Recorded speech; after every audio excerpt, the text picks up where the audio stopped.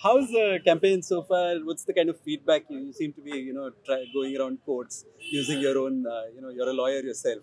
You think these will attract a little more extra votes for you?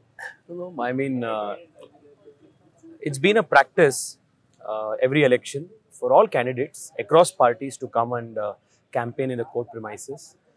Being a lawyer myself and having worked with most of the people here, it definitely is an added advantage. Also got to meet with a lot of old friends and a lot of mentors and seniors who have played a very important role in the very initial years of my practice here. So it was nice to come here and take their blessings. There's huge enthusiasm among public. The last few days we have been conducting road shows all across the constituency. The kind of reception we are receiving, the kind of enthusiasm I'm seeing, especially among women and young people, is phenomenal. So we are very confident. I mean, all 4 seats of Bengaluru seem to be a big BJP victory this time.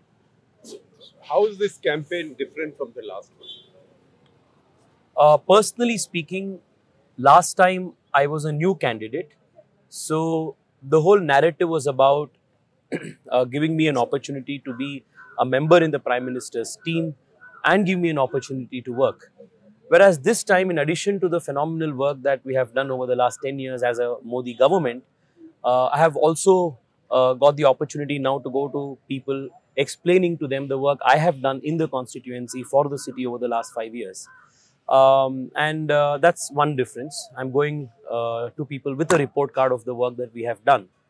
The second is that because this time around I had got a little more time to campaign, our campaign has been a little more organized. We have got a little more time to go even deeper. So almost 70 to 80% of the geographical expanse of the constituency is covered by now. We have next week remaining. So I hope to cover almost all important junctions and nodes of the constituency. These are the 2 prime difference. The third, of course, is the last time when we went to elections, JDS was not with us. This time around, JDS is with us, and in Bengaluru, JDS has a formidable presence, and in constituencies like Bengaluru North and in Bengaluru South, in addition to sealing the victory, JDS Alliance also is going to play a big role in increasing the margin of victory. These are the 3 primary factors. So these are constituency and city specific things. Last 2019 campaign was also in the shadow of the post-Poovanna, Balakot, nationalistic surge and wave. That is missing this time. So you think it's a wave election? It's not a wave election. Every election of Prime Minister Modi from 2014 onwards has been a Modi wave election. And sir, when I tell you this, because I have been on the ground the last 1 month every day. I leave home at 5:30 in the morning and come back home at 12:30. I can see that, yes. So I can tell you the pulse of the people. The undercurrent this time is much, much bigger than what it was in 2019. And how does it square with the big reverse that your party suffered in state elections just the other day? Yes. So the collective intelligence of the voter, the common voter, must be appreciated. The voter understands which is a state election, what is a national election. The voter also understands that the leadership is different, the narrative is different, the context is different. Therefore, the voting patterns are also different.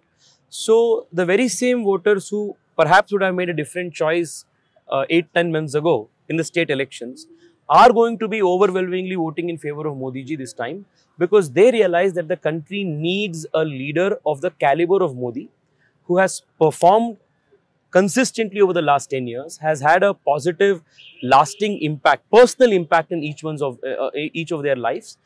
People also appreciate, this is something that I have been observing, people are understanding the value of political stability that comes with a full majority government. So even in low economic, household areas, people are speaking about full majority Modi government. So therefore, there is a strong resonance of the Abki Bar 400 par, call that PM has given.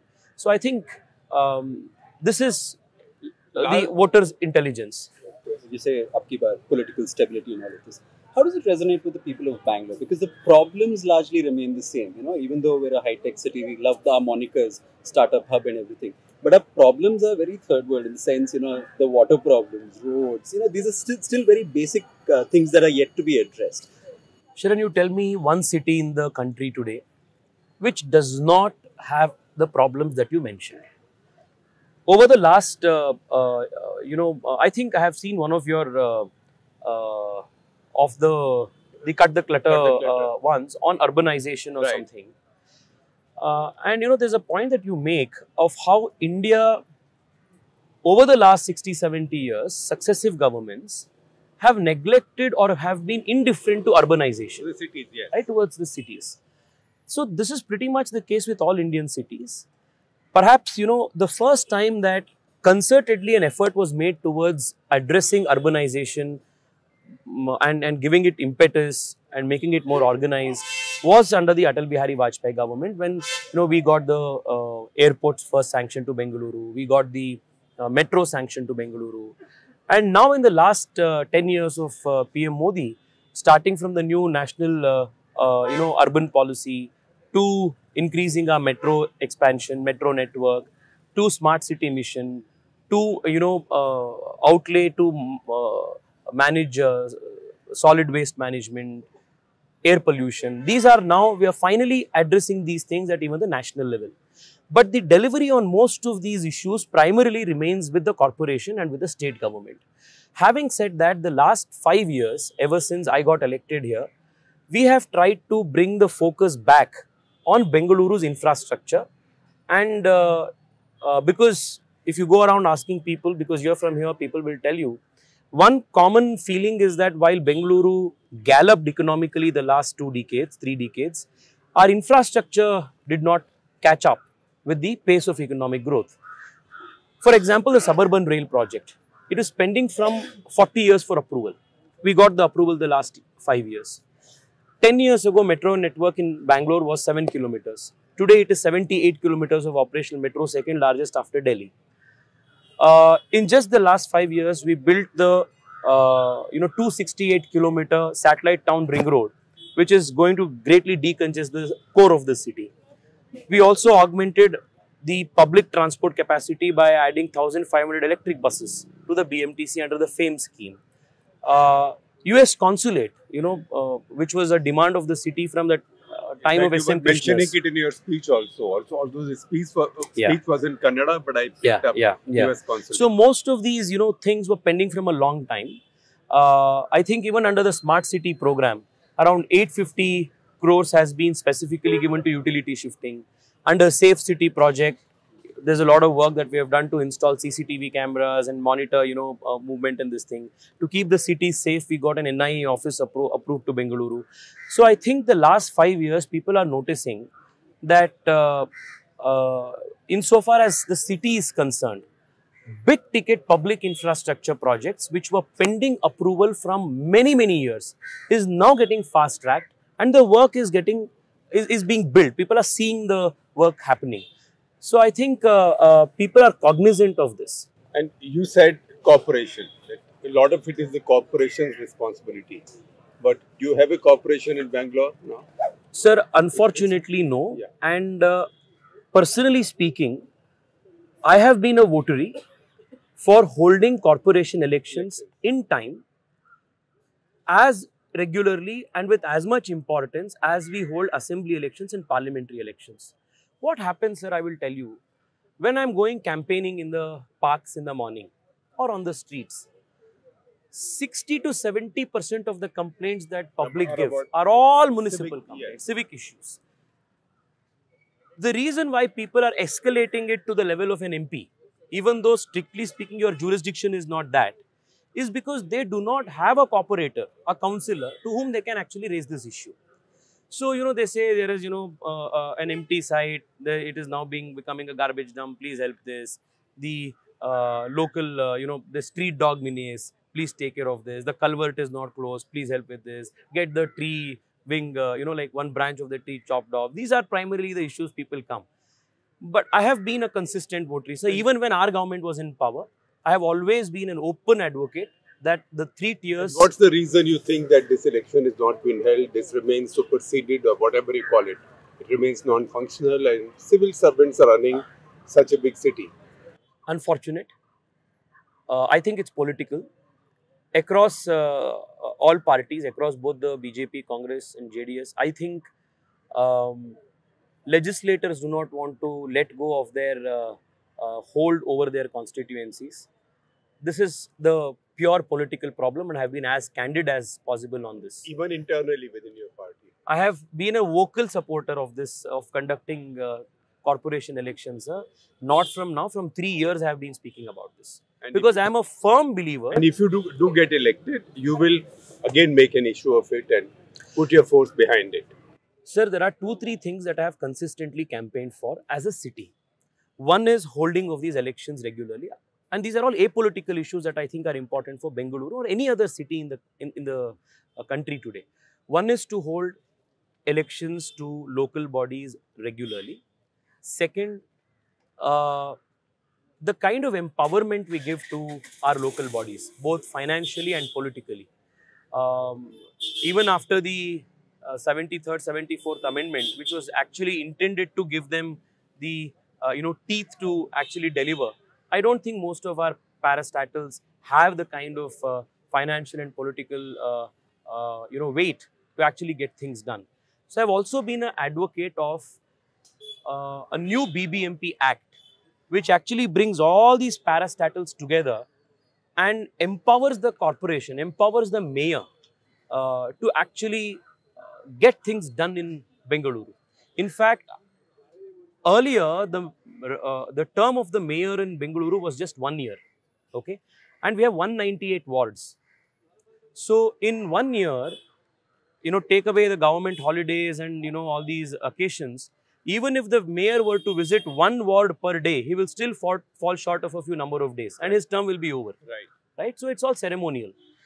So I have even then been advocating for a longer term for a mayor, so that there is stability and he can actually get things done.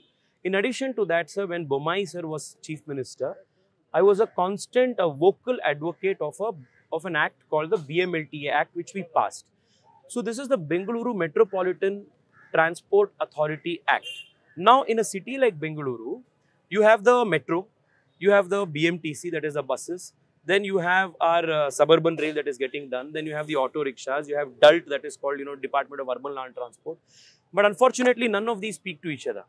So to bring all of them together on a common body, I pushed for, this legislation, and I'm happy that during our government, we even passed this legislation. The objective is for all of these to sit together and put it on a common platform. Unfortunately, ever since the new government has come, the Congress government, they have still not made an appointment of, chairperson for the BMLTA, which I think is very important for decongesting the city. So now you spoke about the Congress government in power now. So they've come out with a few guarantees. That's what they're going to the election, and then it's being countered with a Modi ki guarantee. Do these things resonate with voters, let's say, in Bangalore? Absolutely, it does. The voter understands both these guarantees in 2 ways. Primarily, he understands that this is a national election. The objective of the election is to elect the country's leader. So every vote, he understands, if it is given to BJP, makes Narendra Modi the Prime Minister. If it is given to any other party, the choice is unclear, it is unambiguous. I mean, it is ambiguous and it is, it's as confused as the INDI Alliance themselves are. So, for clarity, for political stability, people know that at the national level, they need a strong leader. So, that is the Modi guarantee at the national level. Second, even collectively, I have been speaking to people who the Congress thinks are going to be their voters on the basis of the guarantees. Now, they gave me a very interesting example. Take the PM Suryodaya scheme, for example. Now, the Congress here promised 200 units of free electricity. Ever since then, the per unit charge, which was 4 rupees, is now to 9 to 10 rupees. So, people are now understanding this cross-subsidy model. On the other hand, you have the PM Suryodaya, where Prime Minister is saying, I am going to help you put rooftop solar on your house. 300 units you will get free. Anything more you produce, you sell and get the money. And over a period of time, you pay off the subsidy. Government will also, not burn money. You will also earn. So there is a win-win-win everywhere versus a loss everywhere. So people are able to also intelligently understand and differentiate these two approaches towards empowerment, economic empowerment. And I am sure that this time around, most of the skeptics who think that these Congress freebie guarantees, which is akin to like a pocket money economics, and coming from Rahul Gandhi, I do not expect anything better, because all his adult life, he has always lived off pocket money. So doling out, freebies seems to be the only way to economically empower somebody. That's the Congress's approach, versus a stable, sustained economic empowerment. That is the Modi model. I'm sure this time people will very intelligently differentiate the two and vote for something that is sustainable in the long term. How strong an impulse is religion in this election? Sir, I would say the cultural revival that has taken place over the last 10 years, I wouldn't want to use the word religion. I would say the cultural renaissance, the cultural revival, a sense of self-confidence that has, you witness all across the country, is very palpable. So, when people wish each other with Jai Shri Ram, it doesn't mean there is belligerence. It isn't anti anybody, but it is the reawakening of pride in a very old ancient civilization, which has again found its roots. So I think in that sense, a long lost voice, a long lost self-confidence is found again, and that definitely is going to play a very important factor. Before I let you go, because somebody whispered in my ear as we were talking, to ask you about the water crisis in Bengaluru. Yes. Because that is what Correct. is affecting everybody. Yes. So, sir, it's a serious issue, but people understand that the primary deliverer, the primary responsibility of fixing this water crisis rests with the state government, rests with the corporation and the state government. Now, Bengaluru needs around 2,200 MLD of water every day. We get around 1,450 MLD from Cauvery, which we pump upstream for about 110 kilometers, which makes Bengaluru's potable water one of the most expensive and most inefficient waters in all of Asia. The rest of the 650 MLD of water primarily comes from our bore wells. Successively, over the last few decades, we have had a criminal neglect towards our lakes. And because of the growing real estate appetite in the city, uncontrolled urban cover, we have lost a lot of our lakes, which has had a disastrous impact on the aquifers of the city, which is why today this was an unprecedented crisis. We have never had this kind of a crisis. And despite multiple warnings from almost 6-7 months, I remember we had a press meet that we had called 6-7 months ago, warning the state government that this summer is going to be, because all predictions were there, is going to be very hard and state government must start planning. But despite, multiple reminders, it looks like the state government was callous, was caught napping, has not prepared enough to address the water crisis. Also, we suffered multiple adverse orders at the Cauvery Tribunal, Cauvery Water Management Authority. And again, the state government, I feel, did not put its best foot forward in explaining the state's case, and we lost out to, what can even be termed politics of water. Because even when the state was suffering adverse orders, Deputy Chief Minister went before media and welcomed these adverse orders. Maybe it may help them in the INDI Alliance, equation, but it surely is at the cost of Bengaluru's drinking water. But even then, if you got that water, you will still have to pump it higher up and it would cost a lot of money. That anyway, we are spending 3 crores every day. Bengaluru spends 3 crores every day to pump water up from TK Halli to Bengaluru. It's a 110 kilometer upstream that we do. So the difference that it would have made is the quantum of water available would have been more. More or less the same expense. Yeah. I mean, the expense is never a problem because we have already been incurring this expense. The quantum of water is reduced and is why we are facing this crisis today. Short-term as well as long-term measures have to be taken. I would say that in addition to taking the immediate short-term measures, as a city, the civic society must also wake up to the pressing challenge of water security in Bengaluru. Close to 4.5–5 lakh borewells are there in the city. And there are more that are unregistered with the BWSSB. So we have truly abused groundwater in Bengaluru. Now we need to protect our lakes. And you have a tanker mafia? Every Well, city does. sir, every city does, but now because the problem is of lack of availability, all other mafias start, right? It's a demand and supply problem. Now we have global models where we can study and get, we implement solutions where we effectively recycle our water better, treat our water better. There have been efforts now being made to do that. Over the last few years, we have been taking, setting up bigger STPs, higher quality STPs to treat water better, etc. There are 192 living lakes in the city today that need to be protected at any cost. Second, we also need to address the health of our stormwater drains. That is also something that needs to be done on a war footing.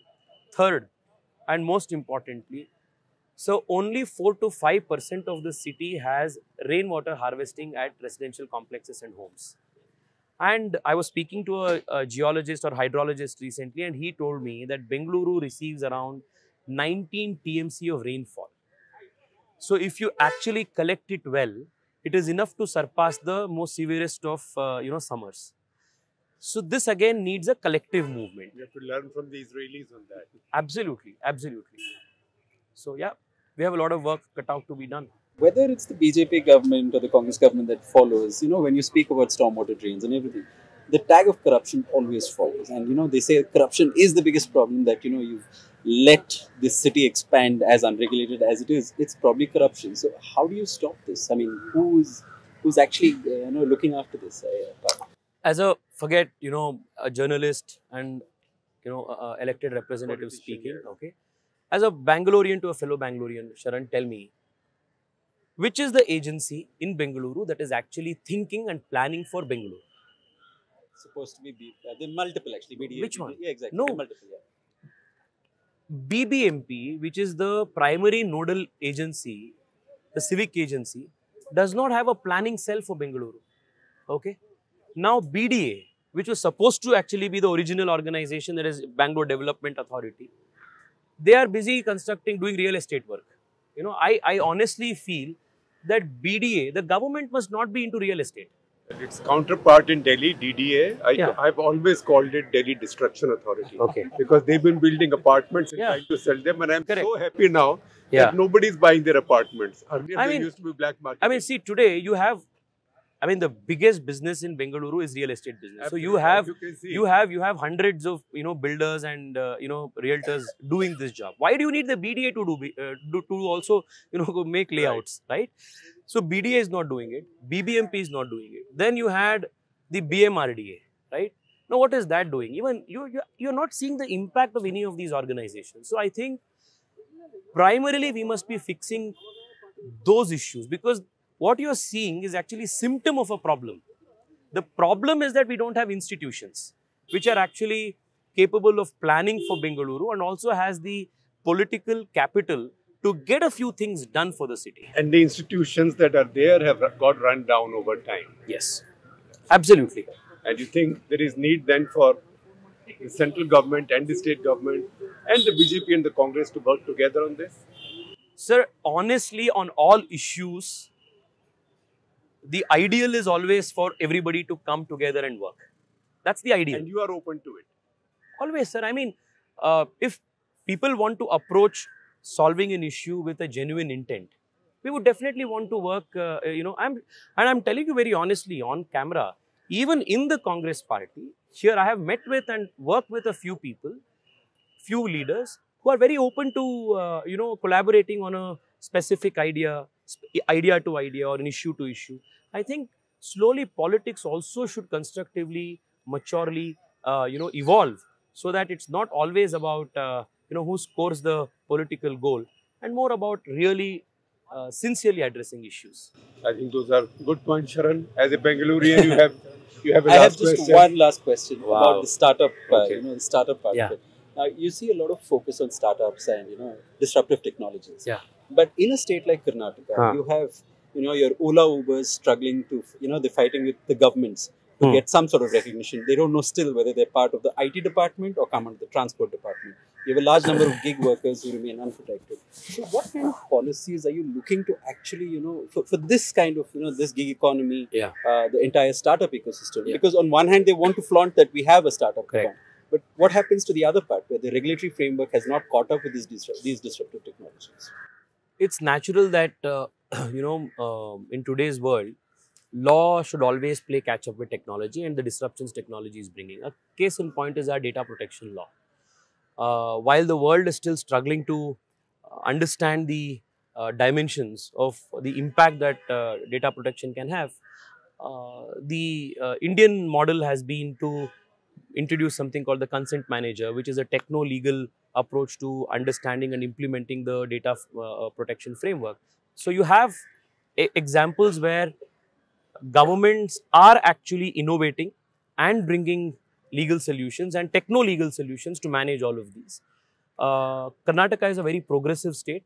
I'm sure that, whether it is startups, whether it is gig economy, I'm sure in the coming days, the government of India, in all of its, responsible domains, will definitely push for reforms and statutory compliances to be made and regulatory compliances to be made in this sector as well. For example, the insurance for gig economy workers was something that was not existent a few years ago. 2 years ago in the budget, we started the insurance cover for gig economy workers. So I think slowly it's catching up. I'm sure it will not take a lot of time. Lastly, what's the number BJP in Karnataka? Don't and be across, let's say. Don't be surprised if Karnataka is going to give all 28 seats to BJP. Yeah. BJP and JDS. Yeah. Yes. Good luck to campaigning. It's Thank always a contest. Thank you. And good to see a contestant smiling. Oh, why? Not stressed out. Yeah. Yeah. Big smile. I mean, did the Congress candidates you meet, naturally they would be stressed out. Any candidates I meet look stressed out in so many decades. Okay. It's a rare one who's smiling. Okay. No, thank you. So keep smiling. Thank you so much. It's also because, sir, I have worked very hard the last 5 years on the ground amongst people in our constituency.